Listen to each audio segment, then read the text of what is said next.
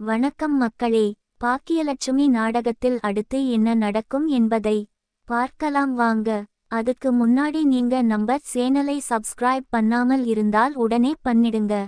இங்க செல்வியுமே ஒரு பக்கம் பாக்கியா கிட்ட எப்படியாவது மன்னிப்பு கேட்டே ஆகணும் என்பதற்காக இங்க பாக்கியா அவளுக்கு விடாம கால் பண்ணிக்கிட்டே இருக்காங்க.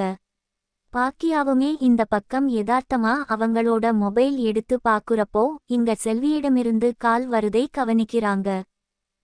இருந்தாலும் செல்வியிடமிருந்து என்ன சொல்ல வேண்டும் என்று நினைத்து பார்த்தால் நம்ம வீட்ல இப்படிப்பட்ட ஒரு அசம்பாதம் நடந்துருச்சு.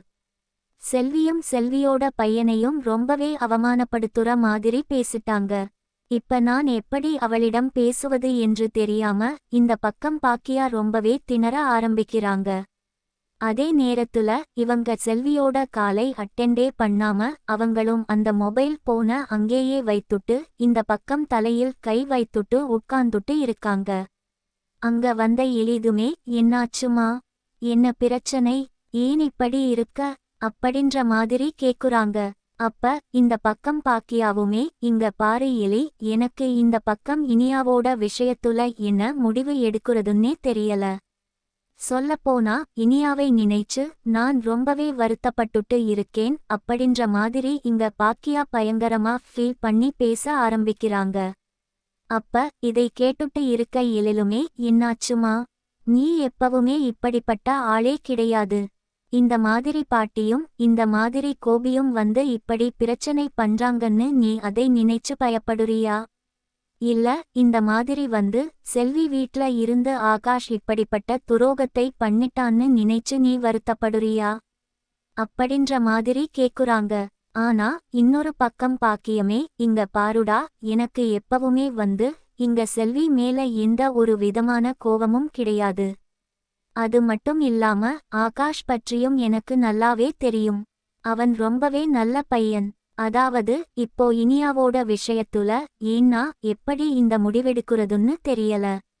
இதே வேற ஒரு பொண்ணா இருந்திருந்தா கண்டிப்பா அந்த விஷயத்தை விட்டு எப்படி வெளியில வர்றதுன்னு அந்த பொண்ணுக்கு ரொம்பவே தெளிவா எடுத்து சொல்லியிருப்பேன்.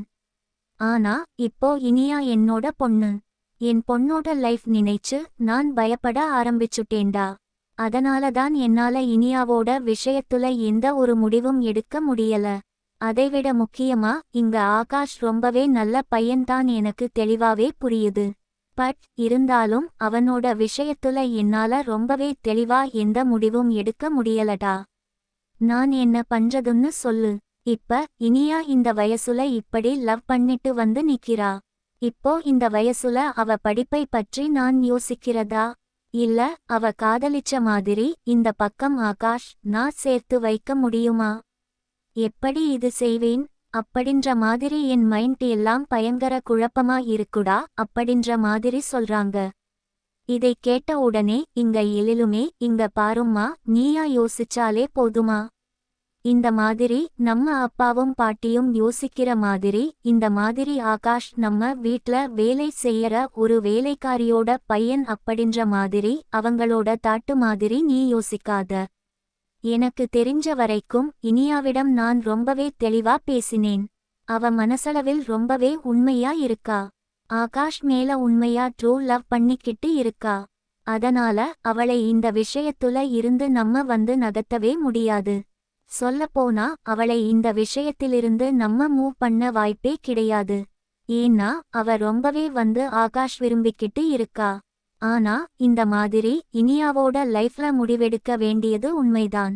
அவ படிப்பு ரொம்ப முக்கியமான விஷயம். இப்போ கல்யாணம் அப்படிங்கறது செட் ஆகாது தான். ஆனா இந்த விஷயத்துல நம்ம ஒரு சமாதானத்துக்கு வந்தாகணும். அதே நேரம் இங்க டைரக்டா அப்பாவும் பாட்டியும் பேசுற விஷயத்தை நினைச்சு நீ வந்து இந்த மாதிரி ஒரு சின்ன ஏழை வீட்டுல போய் கல்யாணம் பண்ணணுமா அப்படின்ற மாதிரி யோசிச்சிடக்கூடாது.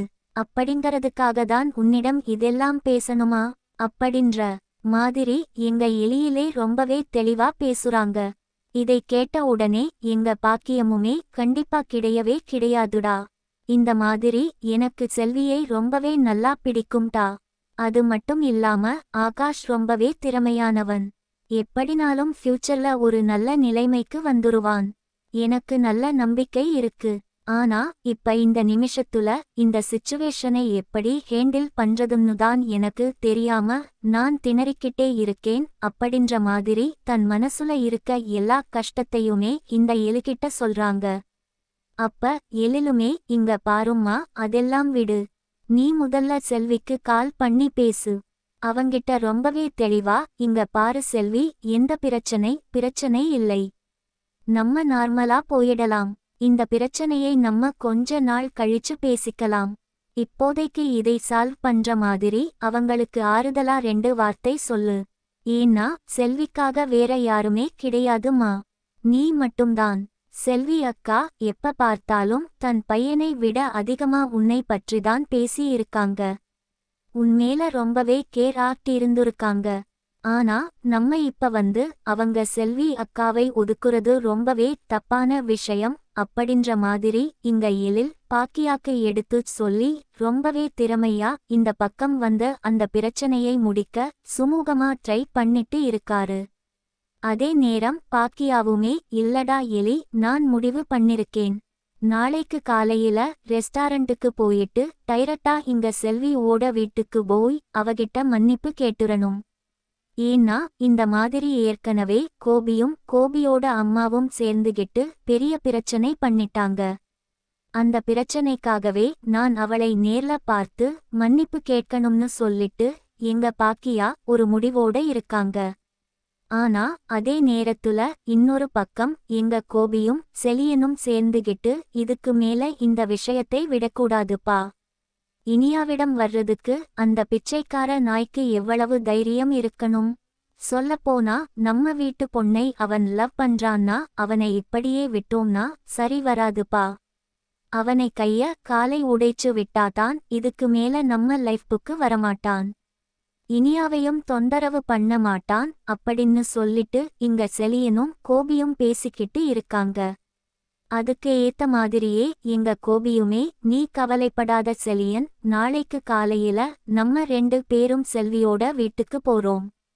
போனது மட்டும் இல்லாம அங்க போயிட்டு ஆகாஷ் இனிமேல் இனியா பக்கம் வரக்கூடாதுன்னு சொல்லி பான் பண்ணிட்டு நம்ம வந்துடலாம். அது மட்டும் இல்லாம அப்படி ஏதாவது எசக்க பொசக்கா பேசுனா ஆட்டோமேட்டிக்கா 2 போடு போட்டோம்னா எல்லாம் சரியா போயிரும் அப்படின்ற மாதிரி இவங்க ஒரு பக்கம் பிளான் பண்ணிட்டு இருக்காங்க. இவங்க எதிர்பார்த்த மாதிரியே காலையில எழுந்து இந்த பக்கம் கோபியும் செலியனும் செல்வியோட வீட்டை பார்த்து போயிட்டு இருக்காங்க. அதே நேரம் இங்க செல்வியுமே இதுக்கு மேல என் அக்காவை பார்த்து, என் அக்கா என்னை திட்டினாலும் பரவாயில்லை, என்னை அடிச்சாலும் பரவாயில்லை, அவகிட்ட நான் மன்னிப்பு கேட்காம வரமாட்டேன் அப்படின்னு சொல்லி இங்க செல்வியுமே காலம் காத்து டைரக்டா பாக்கியாவை பார்க்க பாக்கியாவோட வீட்டுக்கு கிளம்புறாங்க.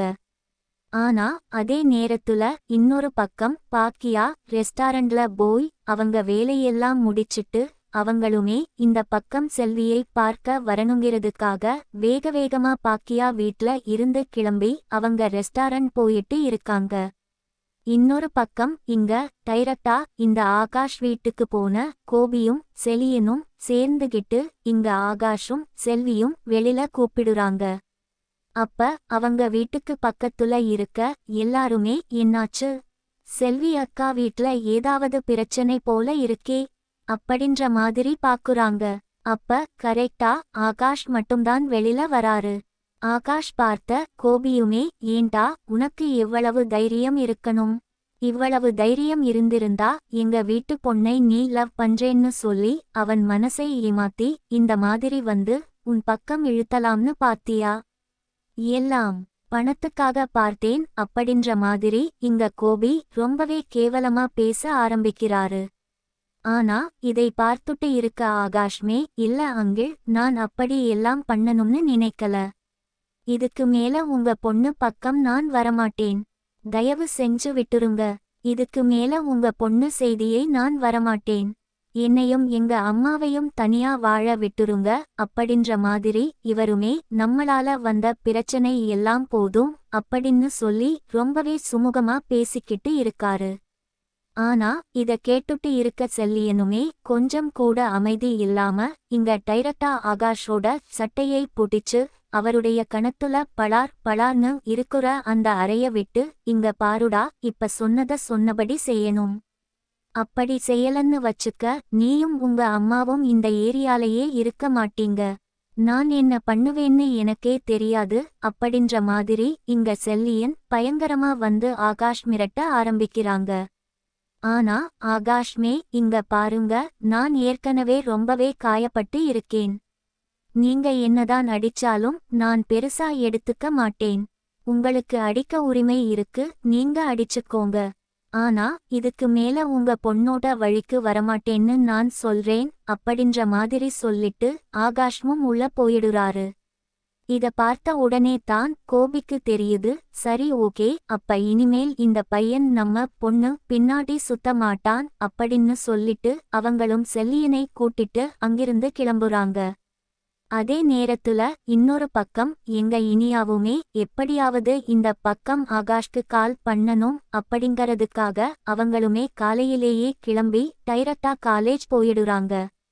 போனது மட்டும் இல்லாம அவங்க ஃப்ரெண்ட் கிட்ட இருந்து இந்த பக்கம் மொபைல் போன் வாங்கி ஆகாஷ்க்கு கால் பண்றாங்க. ஆகாஷ்மே இனியாவோட போன் வரத பார்த்த உடனே இந்த பக்கம் கால் அட்டெண்ட் பண்றாரு. பண்ணிட்டு, என்னம்மா சொல்லு இனியா அப்படின்ற மாதிரி கேக்குறாங்க.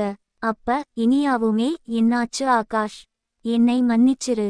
இந்த மாதிரி இவ்வளவு பெரிய பிரச்சனை வரதுக்கு நான் தானே காரணம் அப்படின்ற மாதிரி இனியா ரொம்பவே வந்து கேஷுவலா பேச ஆரம்பிக்கிறாங்க. ஆனா இதை கேட்டுட்டு இருக்க ஆகாஷ்மே, இங்க பாரு இனியா, இதுக்கு மேல நீ எனக்கு போன் பண்ற வேலை வச்சுக்காத. நம்மளோட லவ் இதோட முடிஞ்சு போச்சு.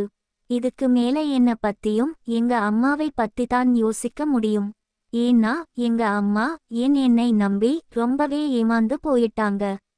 இதுக்கு மேல எங்க அம்மாவை என்னால ஏமாத்த முடியாது இனியா. தயவு செஞ்சு என்னை மறந்துடு. இதுக்கு மேல நம்ம 2 பேரும் ஒன்னா சேர்றது நடக்கவே வாய்ப்பில்லை அப்படின்ற மாதிரி ஆகாஷ் ரொம்பவே ஓப்பனா பேசிக்கிட்டு இருக்காரு. ஆனா இதை கேட்டுட்டு இருக்க இனியாக்கு பயங்கரமா அழுகை வர ஆரம்பிக்குது. ஏன் ஆகாஷ் இப்படி எல்லாம் பேசிட்டு இருக்க? இந்த மாதிரி வந்து எங்க வீட்ல இருந்து வந்து திட்டுனாங்க, பிரச்சனை பண்ணாங்க அப்படிங்கறதுக்காக நீ என்னை விட்டுட்டு போறியா? ஏன் இப்படி பண்ற? நம்ம 2 பேரும் அப்ப லவ் பண்றதெல்லாம் போயிடுனா அப்படின்ற மாதிரி அவங்களும் ஃபீல் பண்ணி அழ ஆரம்பிக்கிறாங்க. ஆனா இதை கேட்டுட்டு இருக்க ஆகாஷ்மே, இல்ல இனியா, இதுக்கு மேல என்னோட ஸ்டேட்டஸ்க்கும் உன்னோட ஸ்டேட்டஸ்க்கும் ஒட்டே வராது. ஏன்னா என்னோட லைஃப்ல நான் ரொம்பவே கஷ்டப்பட்டு மேல வர வேண்டிய நிலைமை இருக்கு. ஆனா உனக்கு அப்படி கிடையாது. அது மட்டும் இல்லாம உன்னோட அப்பாவும் உன்னோட அண்ணனும் இங்க வந்திருந்தாங்க. வந்தது மட்டும் இல்லாம என்கிட்ட இந்த விஷயத்தை என்னை அடிச்சு சொல்லிட்டு போயிருக்காங்க. இதுக்கு மேல நான் இனியாவோட வழிக்கு வரக்கூடாதுன்னு சொல்லிட்டு. அதனால அவங்களே என்னை இனிமேல் தொந்தரவு பண்ண விரும்பல அப்படின்னு சொல்லிட்டு இந்த பக்கம் ஆகாஷ்மே தன்னோட காலை கட் பண்றாரு. ஆனா இதை பார்த்துட்டு இருக்க இனியாக்கு சுத்தமா இந்த விஷயத்தை ஏத்துக்கவே முடியல. எவ்வளவு தைரியம் இருந்தா இந்த மாதிரி ஆகாஷ் நம்மளோட அண்ணனும் அப்பாவும் சேர்ந்து அடிச்சிருப்பாங்க? அவங்களுக்கு என்ன உரிமை இருக்கு அப்படின்ற மாதிரி ரொம்பவே கோபத்தோட அவங்களுமே காலேஜ்ல இருந்து டைரக்டா வீட்டை பார்த்து போயிட்டு இருக்காங்க. அதே நேரம் இன்னொரு பக்கம் இங்க செல்வியோட வீட்டுக்கு போன இங்க செல்வி இல்லை அப்படின்ற மாதிரி இந்த பக்கம் வந்து ஆகாஷ் கேக்குறாங்க. ஆகாஷ்மே, இங்க பாருங்க ஆண்டி, அம்மா உங்களை பார்க்க தான் வந்திருக்காங்க. மட்டும் இல்லாம நான் உங்ககிட்ட ரொம்பவே மன்னிப்பு கேட்டுக்கிறேன். நான் உங்க வீட்டுக்கு பண்ண துரோகத்துக்கு என்னை மன்னிச்சிருங்க. இதுக்கு மேல உங்க வழிக்கு நான் வரமாட்டேன். இனி அவனை பார்க்க மாட்டேன். அவங்க கிட்ட நான் பேச மாட்டேன். அது மட்டும் இல்லாம நீங்க அங்கிள்டையும் உங்க பையன்கிட்டையும் சொல்லிடுங்க. ஏன்னா அவங்க இங்க வந்து என்கிட்ட என்னை அடிச்சு இந்த விஷயத்தை பத்தி என்கிட்ட பேசுறாங்க. அவங்க கிட்டையும் தான் சொல்லி இருக்கேன். இதுக்கு மேல இனியோட வழிக்கு நான் போகமாட்டேன்னு சொல்லிட்டு தயவு செஞ்சு எங்க அம்மாவை மட்டும் கஷ்டப்படுத்திடாதீங்க அப்படின்ற மாதிரி இங்க ஆகாஷ் சொல்றாங்க. இது கேட்ட பாக்கியக்கு ரத்தம் எல்லாம் கொதிக்காது ஆரம்பிக்குது. என்னது, கோபியும் செலியனும் வந்து உன்னை அடிச்சாங்களா அப்படின்ற மாதிரி கேக்குறேன். அப்ப இதை கேட்டுட்டு இருக்குற ஆகாஷ்மே ஆமாங்க என்னை அடிச்சாங்க. ஆனா அவங்க அடிக்கிறதுக்கு உரிமை இருக்கு. ஏன்னா நான் தப்பு பண்ணிருக்கேன்ல. கண்டிப்பா என் மேலையும் ஒரு தப்பு இருக்கு. என்னதான் இனியா என் மேல விருப்பம் வச்சிருந்தாலும் அந்த விஷயத்தை நான் நிராகரிச்சிருக்கணும். நான் தானே அதை ஏத்துக்கிட்டேன். அதான் எனக்கு அவங்க அடிக்கும் போது எந்த ஒரு உணர்ச்சியும் இல்லாமதான் இருந்தேன். ஏன்னா நான் பண்ண தப்புக்கு அவங்க என்னை அடிச்சது சரிதான் அப்படின்ற மாதிரி எங்க ஆகாஷ் சொல்லிட்டு அங்கிருந்து கிளம்புறாங்க.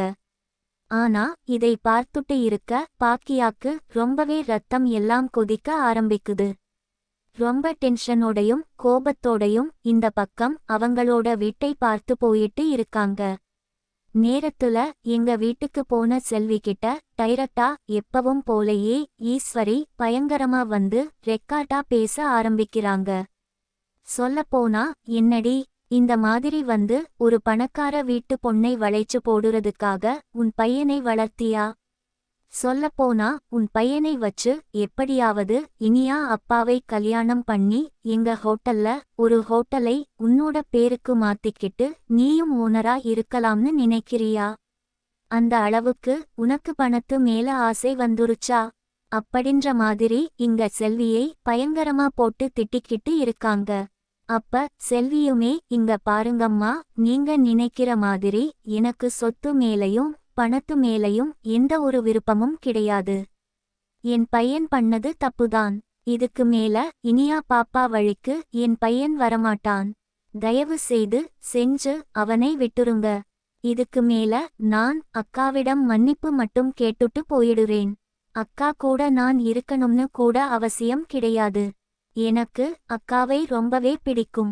அவங்க கிட்ட மட்டும் நான் மன்னிப்பு கேட்டு கிளம்பிடுறேன் அப்படின்ற மாதிரி இங்க செல்வியும் சொல்லிக்கிட்டு இருக்காங்க. ஆனா இன்னொரு பக்கம் ஈஸ்வரிமே உன்ன மாதிரி கேவலமானவள் எல்லாம் மறுபடியும் நான் வீட்டுக்குள்ள விட முடியாது. ஒழுங்கா வீட்டை விட்டு வெளியில போ. நீ யார்கிட்டையும் மன்னிப்பு கேட்க தேவையில்லை. நீயும் உன் பையனும் பண்ண வேலைக்கு உன்னெல்லாம் சும்மா விடக்கூடாது. சொல்லப்போனா உன்னையும் உன் பையனையும் என்ன பண்ணனுங்கிறது எனக்கு தெரியும். என்னோட டைம் இனியா கிட்ட வந்து பேசுங்க. அதுக்கப்புறம் நான் பார்த்துக்கிறேன் அப்படின்ற மாதிரி இங்க ஈஸ்வரி மறுபடியும் செல்வியை ரொம்பவே அவமானப்படுத்திட்டு இருக்காங்க. அப்ப கரெக்டான டைமிங்க்கு வந்த பாக்கியாவுமே இந்த பக்கம் வந்து ஈஸ்வரி செல்வியை புடிச்சு திட்டிட்டு இருக்கறத பார்த்துட்டு இங்க பாருங்க. செல்வியை திட்டுறதுக்கு உங்களுக்கு எந்த ஒரு உரிமையும் கிடையாது. அவ என்னோட பிரண்டு, சொல்லப்போனா என்னோட சகோதரி மாதிரி. இதோட உங்களோட புராணத்தை எல்லாம் நிறுத்திக்கோங்க அப்படின்ற மாதிரி இந்த பக்கம் வந்து அவங்கள பேசுறத நிறுத்த வச்சுட்டு இந்த பக்கம் பாக்கியா செல்வி கிட்ட என்னை மன்னிச்சிரு. நான் சொல்லப்போனா உன் மேல நான் ரொம்பவே நம்பிக்கை இல்லாம எல்லாம் கிடையாது. நான் உன் மேல ரொம்பவே நம்பிக்கை வச்சிருக்கேன். ஆகாஷ் பண்ணதெல்லாம் ஒரு தப்பே கிடையாது. அவன் அந்த வயசு கோளாறுல பண்ணிட்டான். அது மட்டும் இல்லாம இந்த ஆகாஷ் மட்டும் இப்படி பண்ண கிடையாது. இனியா மேலையும் தப்பு இருக்கு. இனியாதான் முக்கியமான காரணமே அப்படின்ற மாதிரி கதை போகுது. அடுத்து என்ன நடக்கப் போகிறது என்பதை அடுத்த வீடியோவில் பார்க்கலாம்.